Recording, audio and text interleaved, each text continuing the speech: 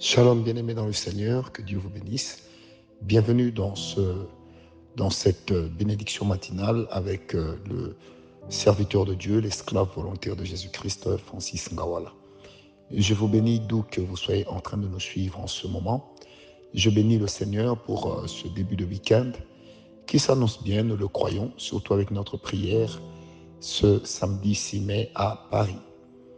Que Dieu vous bénisse, bien-aimés, encore une fois. J'aimerais vous proposer un texte dans la parole de Dieu. Dans Genèse 14, versets 17 à 20, la Bible dit « Après qu'Abram fut revenu vainqueur de Kédor Laomer et des rois qui étaient avec lui, le roi de Sodome sortit à sa rencontre dans la vallée de Chavé, qui est la vallée du roi.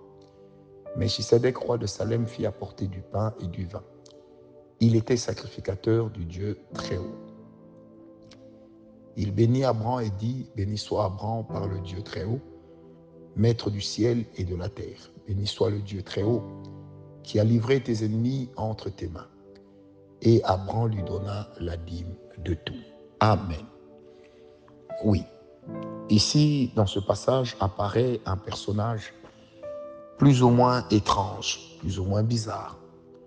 Ce personnage est présenté à la fois comme roi et comme sacrificateur. Il est présenté comme roi de Salem, qui veut simplement dire Salem ou Shalom, qui veut parler de la paix, mais aussi comme sacrificateur du Dieu Très-Haut. Melchisedec, dans la Bible, est représenté comme le roi de la paix ou le roi de justice. Il est un personnage qui apparaît très brièvement dans l'histoire de la vie d'Abraham. Il est à la fois roi et à la fois prêtre. Alors, ceci rappelle exactement ce que Christ, plus tard, sera. Dans Hébreux 7, versets 5 à 10, la Bible parle de l'ordre de Melchisedec, qui est un ordre supérieur. Et on dit que Christ, sous le nom de l'Éternel, donna le sceptre à Juda, et son action de réclamer son trône est supérieure à tout autre dans la tribu de Juda. L'Éternel, Jésus, le Messie, est à la fois roi et sacrificateur. Bien-aimé, l'un des grands mystères dans la vie de Melchisedec ou dans le personnage de Melchisedec, qui est très étroitement lié à Christ, c'est que premièrement, on ne connaît pas leur source de provenance. On ne sait pas ils viennent d'où. Regardez, Jésus est né d'une femme, mais où est le Père? Mystère, c'est Dieu. C'est Dieu qui a envoyé l'enfant. L'enfant a été déposé par le Saint-Esprit. Je dis bien déposé par le Saint-Esprit dans le corps ou dans le ventre de la femme. Melchisedec apparaît très brièvement. Et Melchisedec révèle déjà de par son nom et la fonction qu'on lui donne, il révèle la typologie de Christ.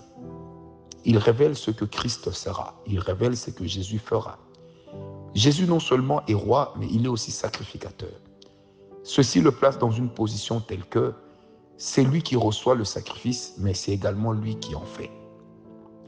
C'est lui qui exauce les prières, mais c'est également lui qui est le sacrificateur et le sacrifice. Une fonction qui va même au-delà du personnage présenté de Melchisedec. Alors je profite de cela pour ouvrir une très très grande parenthèse pour dire ceci.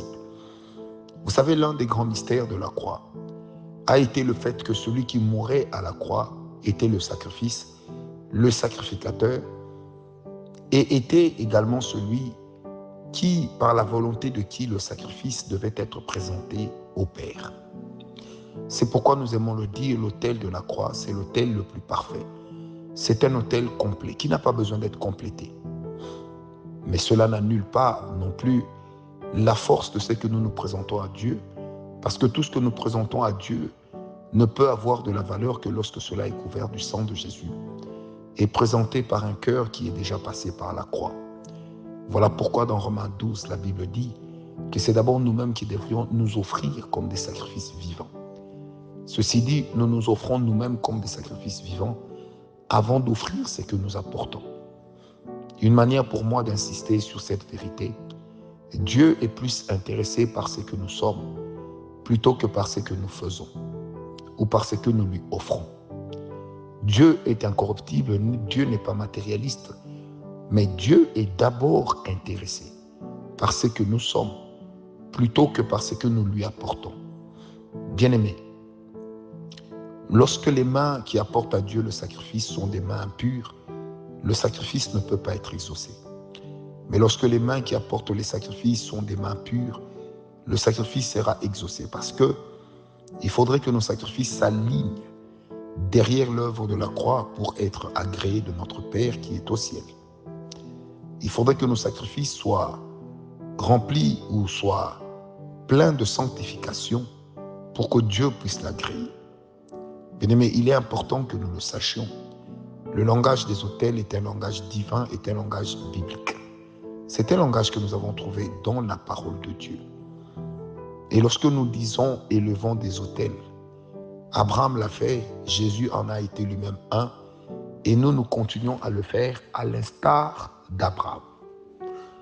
Vous savez, il est important de ne jamais oublier que quand Christ marchait dans les rues de Jérusalem, il marchait comme celui qui représentait le seul sacrifice capable d'expier, de laver les péchés de tous les humains. Alors revenons un peu à notre lecture et fermons la parenthèse. Melchisedec rencontre Abraham, ou Abraham rencontre Melchisedec. Melchisedec lui sert deux choses. Il lui fait apporter le pain et le vin. Le pain qui sera plus tard l'image du corps. Le vin qui est l'image du sang. Le pain est également l'image de la vie et le vin est l'image de la prospérité. Le pain est l'image de l'abondance. Bizarrement, le vin est l'image de la prospérité. Vous allez donc comprendre que déjà lorsque Melchisedec est en train de bénir Abraham, il le bénit ou il le reçoit avec des symboles qui sont très significatifs de la part d'un prêtre, parce qu'il connaît la valeur des choses qu'il présente. N'est-ce pas que lorsque Jésus va mourir à la croix, c'est le corps qui sera brisé et c'est le sang qui va couler. Le corps est brisé, le sang coule. Et quand il parle à ses disciples d'une nouvelle alliance, il leur parle du corps qui est brisé et du sang qui est bu. Le corps est brisé pour être consommé. Le sang est coulé et il est ensuite consommé. Bien-aimé, Melchisedec est une typologie de Christ. Il nous parle déjà et nous présente ce que sera plus tard l'œuvre de la croix. Une œuvre complète, une œuvre parfaite, une œuvre simplement extraordinaire. Ensuite, Abraham lui donne la dîme de tout. Il bénit Abraham au nom du Dieu très haut. Vous allez remarquer qu'en fait, Abraham va recevoir une nouvelle révélation du nom de Dieu. Avant ce moment, il appelait Dieu, comme tous les autres, éternel, Yahvé. Mais lorsqu'il rencontre Melchisedec, il a une nouvelle révélation de Dieu qui l'amènera à appeler Dieu, lui aussi, El Elyon, le Dieu très haut. Par là, j'aimerais dire ceci.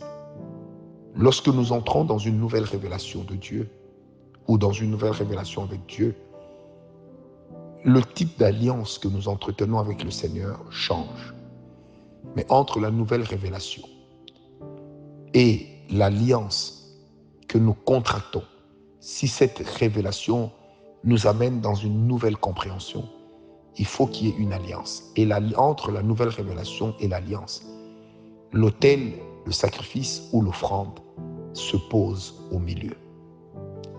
Parce que tes autels ont la capacité de faire intervenir Dieu dans tes problèmes, de faire intervenir Dieu dans tes projets, de faire intervenir Dieu dans tes soucis, de faire intervenir Dieu derrière tes demandes. Nous demandons au nom de Jésus. Nous sommes exaucés par le nom de Jésus. Mais lorsque nos sacrifices sont présentés à Dieu, nos offrandes, dans un esprit d'action de grâce, nous précédons la réponse. Voilà pourquoi j'ai toujours dit que nos autels, nos sacrifices, ne sont pas un langage de corruption, mais c'est plutôt un langage de foi. C'est celui qui a la foi qui pose l'acte en disant « Tu n'as pas encore fait, mais comme je sais que tu feras, je dis que spirituellement tu as déjà fait et je scelle ce qui est en train d'arriver. » C'est pourquoi, bien-aimé, même lorsque Abraham se lève pour aller en guerre contre Kedorlaomer, lui qui n'était qu'un simple berger, mais c'était un éleveur d'autel, ça veut dire il savait mettre le monde spirituel de son côté. Il savait mettre les mondes spirituels de son côté. Parce que nos autels, nos sacrifices, programment nos efforts. Nos autels et nos sacrifices programment nos victoires. Nos autels et nos sacrifices programment ce qui va nous arriver de meilleur. Amen, amen. Parce que simplement, c'est le langage de la foi et nous agissons par la foi et avec la foi. N'est-il pas écrit dans la parole de Dieu que mon juste vivra par la foi? Il y a la foi que nous avons au Fils de l'homme, mais il y a aussi les actes de foi que nous posons pour dire que nous croyons en la capacité du Fils de l'homme d'intervenir dans notre situation. Et les actes de foi sont des choses qui nous introduisent à vivre des miracles, à vivre une autre dimension de grâce, parce que c'est un risque que nous courons que de dire à Dieu, je sais que tu feras. Je pose mon acte parce que je sais que tu feras. Et comme le spirituel est grand, je sais que tu as déjà fait. Voilà pourquoi je pose mon acte. Je manifeste ainsi une assurance des choses sur la chose sur laquelle je crois. Je sens la grâce. Est-ce que quelqu'un est toujours avec nous? C'est comme ça que Abraham va lui payer la dîme de tout.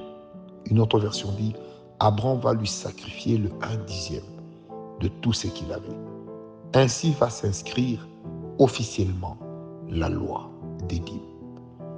Mais remarquez déjà, bien-aimés, que la dîme qui fait partie de la loi des prémices avait déjà été appliquée lorsque Abel a offert à Dieu. Il a offert les prémices. Les prémices. Or, la dîme est aussi quelque part incluse dans la loi des prémices. Je m'explique. Dans les prémices, je donne à Dieu la première récolte. Dans la dîme, je donne à Dieu le premier 1/10 de la première récolte. Ça veut dire, si j'ai $1000, quand je paye la dîme, je ne donne pas $100, mais je donne le premier $100. Si dans mes $1000, j'enlève $1, je l'utilise, et qu'après je venais offrir à Dieu $100 en appelant ça dîme, ce n'est plus une dîme, ça devient une offrande. Parce que la dîme porte le caractère d'une prémisse. Ça veut dire, dans mes 1000, ma première dépense, c'est pour Dieu. Mon premier acte, c'est d'offrir au Seigneur. C'est pourquoi la dîme, c'est le premier 1/10. Ce n'est pas seulement 1/10, c'est le premier 1/10. Premier, comme la prémisse de ce que je gagne, est le 10%. Et je donne cela à Dieu. Quand j'ai mon salaire pour la première fois, je fais mes prémices.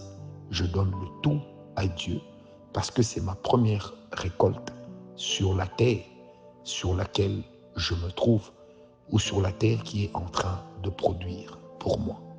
Amen, amen. Alors, je reviens encore pour dire qu'à chaque fois que nous sommes introduits dans une révélation, nos autels, nos sacrifices ou nos offrandes valent la peine parce que ces petites choses qui ne sont que du langage de la foi établissent ces vérités en nous et nous donnent de triompher d'une manière extraordinaire. Que Dieu vous bénisse. Ma prière ce soir n'est pas que tu rencontres Melchisedec. Jésus est plus grand que Melchisedec. La version originale est toujours plus importante que la typologie. Aujourd'hui, tu as Christ. Aujourd'hui, Jésus te rencontre. Aujourd'hui, Jésus te parle. Que le Dieu très haut te bénisse. Le Dieu très haut, le Dieu des hauteurs, c'est celui qui répondra à tes besoins, qui peut se lever au-dessus de tous tes problèmes. le Dieu qui ne sera jamais submergé par tes challenges. Que Dieu vous bénisse, bien-aimés. Que la grâce de Dieu soit avec vous. Amen. Amen. Amen.